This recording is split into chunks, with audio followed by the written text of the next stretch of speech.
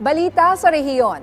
Bagong mga opisyal sa Liga ng mga Barangay sa Davao City napili na. Ang detalye sa report ni Julius Pacot ng PTV Davao.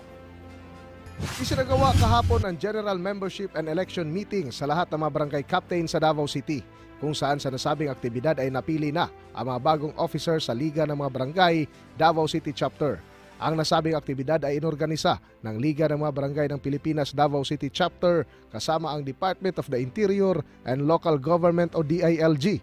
Sa 182 na mga barangay kapitan ng lungsod, nasa 172 lamang ang dumalo, kung saan napili bilang Pangulo ng Liga ng mga Barangay ng Pilipinas Davao City Chapter si Barangay Catalunan Grande Kapitan January Duterte.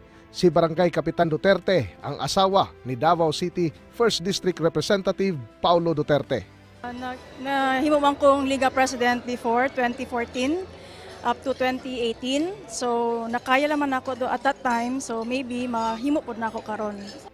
Napili din ang iba pang mga opisyal ng Liga ng mga Barangay Davao City Chapter mula Vice President hanggang Board Member.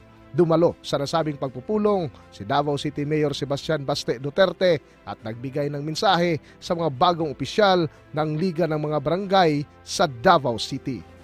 Mula dito sa PTV Davao, Julius Pacot para sa Bayan.